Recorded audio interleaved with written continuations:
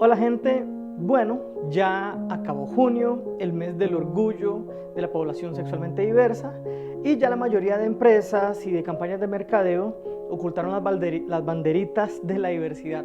Sin embargo, yo les dije que en este espacio, y creo que en los espacios donde luchamos en pro de la dignidad de todas las personas, que defendemos los derechos humanos, son temas que debemos abarcar durante todo el año. Así que me esperé a julio para retomar un poquito esta idea por dos razones. Uno, por lo que les decía, no solo en junio, sino todo el año tenemos que hablar de estos temas de relevancia social. Y dos, para también bajar un poquito los ánimos. Durante el mes de junio, justamente el día del Pride y demás, recibí muchos ataques y cuestionamientos que no me ofenden, no pasa nada. Algunas personas lo hicieron con mucho respeto, les agradezco. Otras personas no, me vale un pepino, pero quería aprovechar para retomar algunas ideas acerca de esto.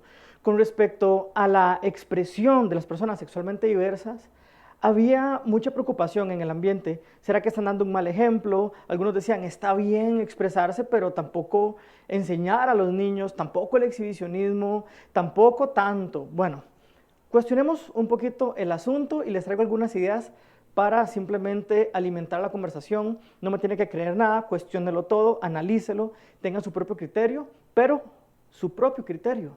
No solo repita lo que alguien le dijo, analice por qué piensa lo que piensa, por qué cree lo que cree.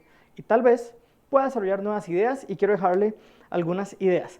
De hecho, me parece muy interesante, y esto lo hablo mucho dentro del contexto costarricense, la cultura tica. Hay cosas que tenemos totalmente normalizadas dentro del contexto heterosexual, de familia tradicional, como ambientes, por ejemplo, el estadio, los toros, zapote, palmares, los topes, lugares donde normalmente vemos conglomeraciones de personas con ciertos comportamientos particulares totalmente normalizados. Y este año, que fue honestamente la primera vez que participé de la marcha del Pride en junio, pude analizar algunas cosas que me estuvieron dando muchas vueltas y quería comentarlas para ver qué piensan. Sí, voy a hacer cierta comparación, porque primero les comento dos cosas que me llamaron la atención y un tercer punto respondiendo a algunos cuestionamientos que me hicieron. Entonces, lo primero que quisiera comentar es el tema de la violencia.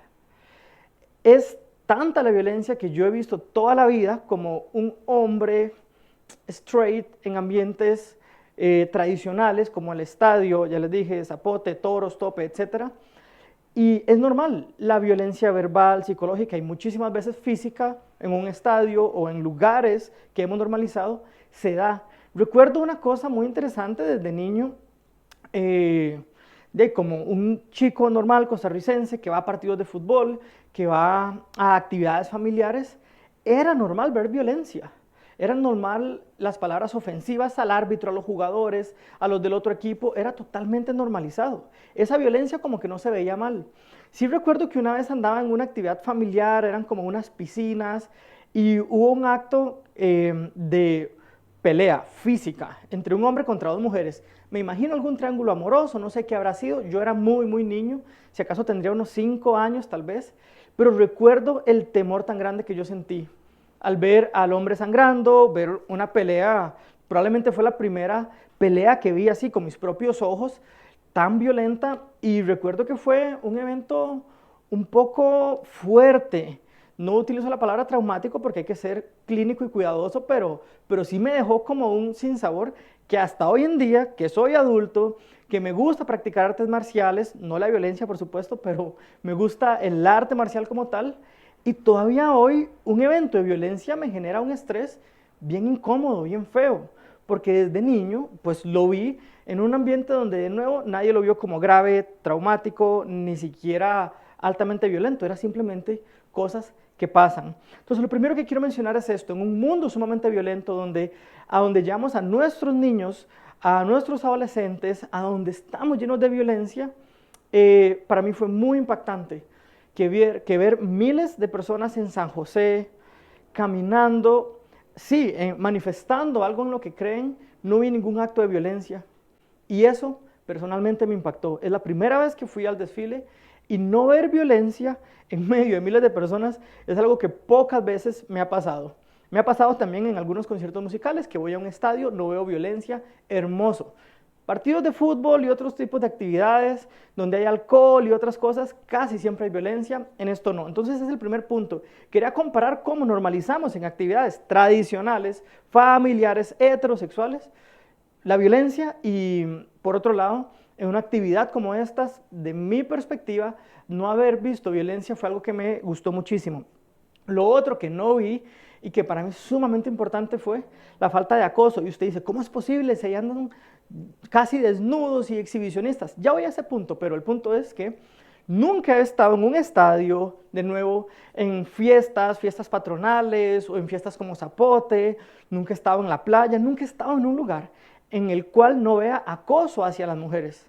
Es sumamente común, es parte del machismo estúpido que hay en nuestra sociedad, donde hay muchísimo acoso en contra de las mujeres, sobre todo, ¿verdad?, en contra de las mujeres, burlas y ofensas en contra de personas sexualmente diversas, pero en esta ocasión vi a la gente segura. Y de hecho me recordó las palabras de amigas que quiero mucho, que son heterosexuales, y aún así cuando van a bares de personas sexualmente diversas, me dicen, Gil, es que no me siento acosada, me siento segura.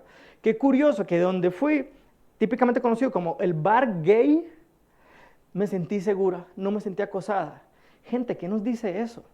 De verdad, analizando la ética, ¿dónde hay más peligro? ¿Dónde estamos dando una peor educación?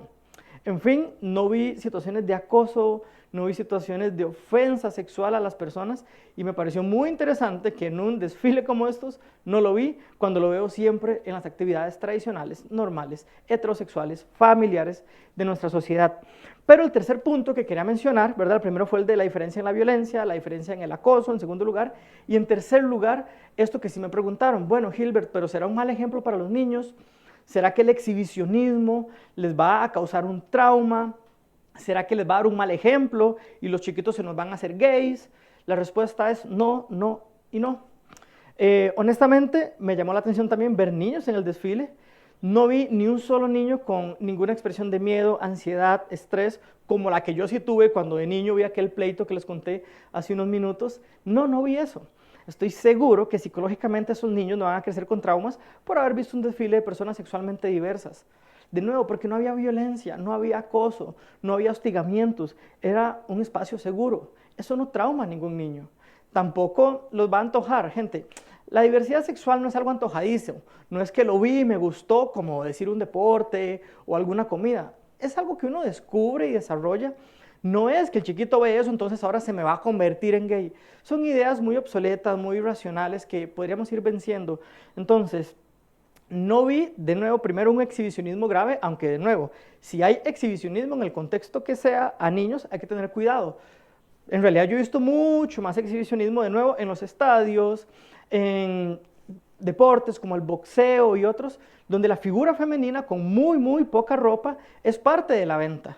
Y eso sí lo ven los niños, y eso sí lo disfrutan los adultos, y eso sí lo normalizamos. Entonces el exhibicionismo como tal impuesto a personas que no están queriendo verlo, sobre todo si es población infante, está mal, pero les aseguro que lo veo mucho más en los espacios tradicionales, incluso que en un espacio como el Pride. Si usted no quiere llevar a sus niños, está bien, no pasa nada. Pero quitemos aquel tabú como que van a haber cosas rarísimas. No, no, les aseguro que ven más exhibicionismo en todos los letreros, en los carteles, donde anuncian cigarros, ropa o cosas que no tienen nada que ver con mujeres, pero las utilizan para vender. Y ese es otro punto que quería mencionar con respecto a esta misma idea del exhibicionismo. El capitalismo machista en el cual usted y yo vivimos utiliza el cuerpo femenino como una manera de vender, lo que sea, carros, motos, comida. No tiene nada que ver una muchacha en traje de baño con eso, pero la utilizamos para vender. Entonces, aunque sí hay cierto comportamiento exhibicionista en un desfile, hay una gran diferencia.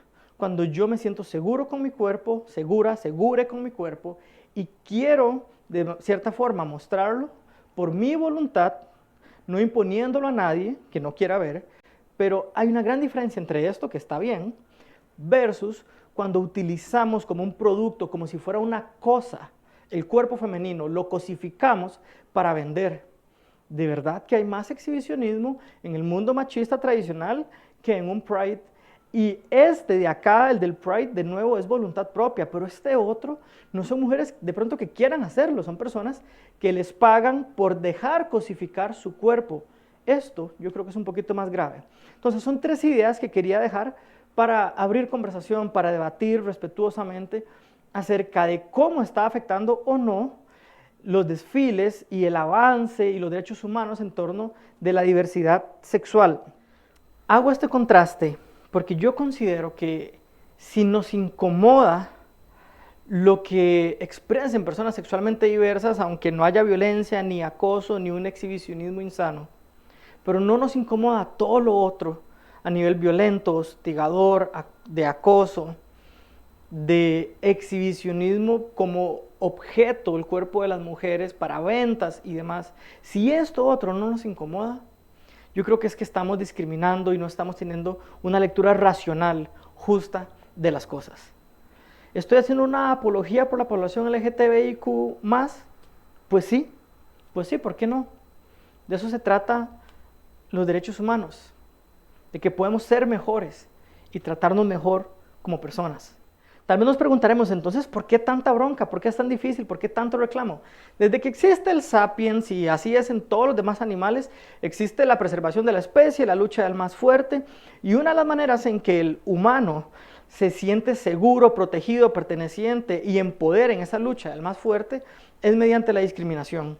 Y no voy a hacer mucha historia acerca de esto, es clarísimo que en el mundo de la competencia insana del humano y de discriminación, el que ha ganado siempre es el hombre heterosexual blanco y con plata, y el resto tiene menos ventajas. Entonces, esa es la explicación, es una mierda de explicación y de realidad, y lo mejor que podemos hacer es luchar en contra de eso, y de eso se tratan los derechos humanos. Algunos me dicen, ¿cuáles derechos humanos? Mal llamados derechos humanos. ¿Por qué? Porque no debería ser un derecho que yo pueda asumirme tal y como soy, y sin imponer nada a nadie más, tener la libertad de ser quien soy, siempre y cuando nunca atente en contra de la dignidad de las demás personas. Entonces, yo creo que sí podemos hacerlo, creo que podría ser mejor, y sé que el discurso de discriminación se asocia mucho a lo religioso, y con mucho respeto nada más le invitaría a cuestionarse. Hace no muchos años, hace muy pocos siglos literalmente, con Biblia en mano, las personas religiosas igual defendían la esclavitud, latigaban a personas negras que les pertenecían con Biblia en mano, creyendo que estaba de su lado la espiritualidad. Creo que las personas tuvieron que cuestionarse eso y por eso ahora, dichosamente, es menos común. ¿Será que tal vez, cuestionando, investigando su propia fe, pueda descubrir caminos diferentes o interpretaciones diferentes? E independientemente de si considera que algo está bien o mal, o es espiritual o no, por lo menos encontrar un lugar de respeto donde no impone a los demás sus creencias. Al final de la conversación, vuelvo a esta idea tan importante de que el amor gane. Pero no me refiero al amor erótico, no necesito que usted aplauda el amor erótico entre 2 hombres o 2 mujeres, o personas trans o personas no binarias, no importa. Pero más bien el amor que hablaba aquel viejo maestro judío, Jesús, que era el amor ágape, el del amor al prójimo, hacer bien a los demás, incluso el de no dañar a los enemigos, ese amor de bondad. ¿Qué tal si abrazamos eso? Al final usted puede creer lo que crea, pero tiene la oportunidad de no hacerle daño a nadie, de no ofender a nadie, de no querer restarle dignidad, derechos o respeto a personas que tengan una orientación o identidad sexual diversa. Es solo una invitación. Quisiera que pueda analizar, ya le dije, no crea lo que yo digo. Cuestiónelo todo, pero cuestione también lo que usted ha pensado y llegue a sus propias conclusiones. Y que en medio de todo, ojalá siempre gane el amor.